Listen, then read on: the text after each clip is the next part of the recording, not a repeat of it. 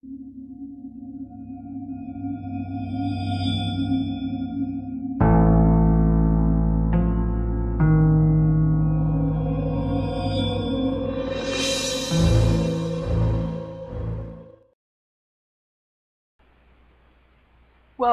back to the Imaginary Gallery. TJ here once again. Today's topic comes from a book, The Sociopath Next Door by Martha Stout, PhD. We've discussed it before and we're going to discuss it again. The deal here is she frequently comes across the question of how can I tell whom not to trust? Which basically means how can I identify a cluster B monster? Well, one key point she brings up in this book, even though she takes a few pages to get to it, the point here is one thing that's common with these people is she calls it the pity play, which I've seen elsewhere called the pity ploy. Doesn't matter. Pity play, pity ploy, who cares?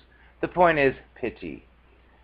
And the deal with this is if you're a sensitive, friendly, caring person and you come across one of these monsters, well, they know that you would not ever want to see another human being suffering. So they love this pity play, pity ploy game because they know it might help inspire you to think you can step in and fix them or step in and help them or whatever the case is. But the point is pity. They like to use it, and they will use it to any length. So what I'm referring to with this is the pity play or pity ploy could come in when you just meet the person, you're brand new to them, and they might say something to you like, "Oh, my life is just not where I want it to be. Oh, I just wish someone would be there for me," and blah, blah, blah. Or it could also be used in other ways, which unfortunately I've seen. For example, you meet somebody new, and like within the first or second encounter, you catch them in a gigantic, ridiculous lie. They'll use the pity play, pity ploy. They will say to you, when you catch them lying, of course, "I'm sorry I lied about that." And then here it goes. "Well, I was raped as a child," or "I was abused as a child. That's why I did what I did."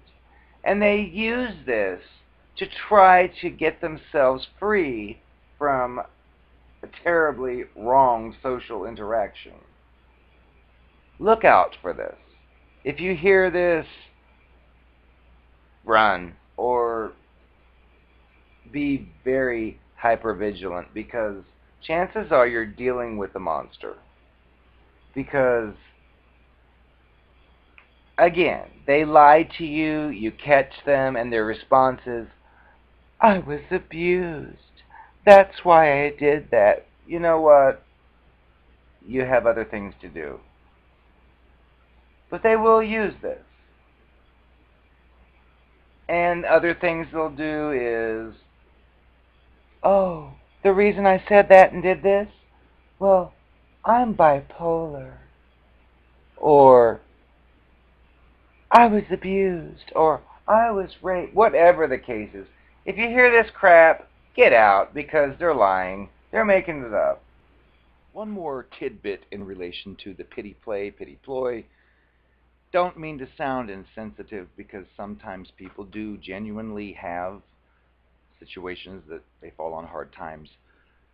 The point with the pity play is when they use it to excuse away or try to make you feel sorry for them once they've behaved in a genuinely poor manner, such as a big lie or such as a big deception or something they've done you found out about.